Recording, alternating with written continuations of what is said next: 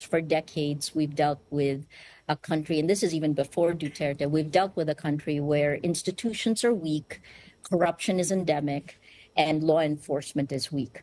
That's part of the reason that Rodrigo Duterte was able to gain the power that he did, running on a very similar, make the Philippines great again. I mean, it's very Trumpian in that sense, right? And some analysts call Duterte the Trump of the East, or Duterte or Trump the Duterte of the North.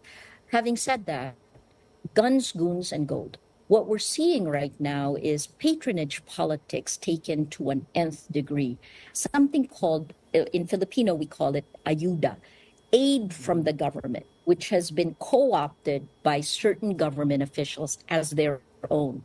It's part of the reason you see aid with the candidates' faces on them, right? This is before the official campaign period, so they took advantage of a loophole in the election code that used government money, our own taxpayer money, to campaign and to bring up this ayuda, right? So that's been going on, but then you have blatant vote buying, and that's a report from international observers.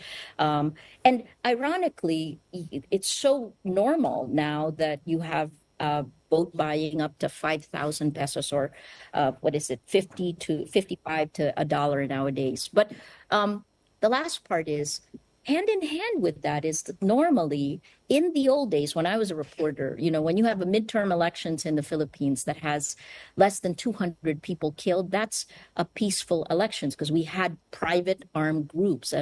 But now, walking into May, you had 35 reports from the Philippine National Police of election-related violence and only 13 election-related deaths. There's been more in the last few days, but again, right, like greater corruption, less violence, the guns, goons, and gold still hold. But I think the biggest question you have to ask is, what role is technology playing given this landscape from the beginning, right? Social media, where the Philippines, up until 2021, for 6 years in a row, Filipinos spent the most time online and on social media globally. Part of the reason Rodrigo Duterte was elected. But then now we have generative AI. Filipinos are among the top users of OpenAI, of the generative AI large language model. And what we just saw in the Australian elections is Russian disinformation, essentially poisoning the large language models with fake news sites that are then, as of in Australia, they had 1 in 6 prompts would get that Russian disinformation. So again, none of the technology, and Filipinos are first adopters, none of that is anchored in facts. And the biggest question you have to ask as we all go into elections is whether or not we, the voters, still retain our agency given the insidious manipulation online.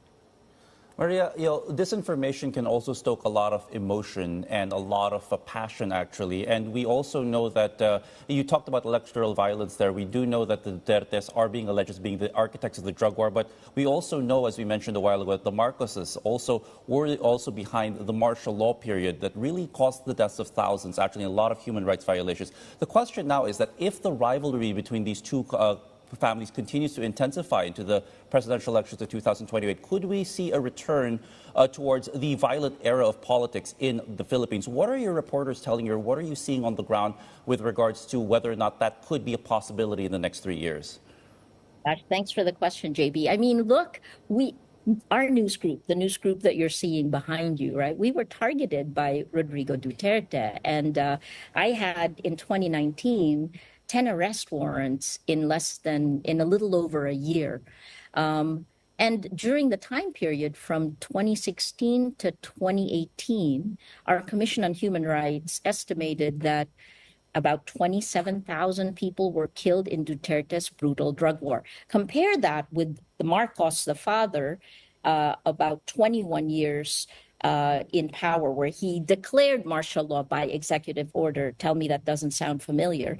He declared martial law by executive order, and the human rights violations against him was a little over 3,140, something like that. All right, so 30,000. So the question that you asked, does that mean we're walking into more violence? Look, I've said, and this is from personal experience, both from the attacks online and what we have lived through, is that we've moved from Duterte to Marcos, from hell to purgatory. But the question that really remains, and this goes from beyond the Philippines, is that the tech is so insidious that the question for every voter in every democracy is whether or not we still have agency, right? Or does information operations actually take away that agency? Because if you look at the design of social media, and this is being played out in court in the United States right now, both in antitrust trials for Google and Meta, but also in terms of studies, research that has been done, lies laced with fear, anger, and hate gets distributed faster on social media, right? That's the first. Then the second one now you have, this is from Australia, you have the kind of poisoning of generative AI. So I think there is a lot here. There's a burgeoning democracy where technology has become the match, but this isn't happening in the Philippines alone. You have VDEM this year in March saying that at least 72% of the world is now under autocratic rule, rolling it back to 1978. I think that's a problem we're all going to have to deal with.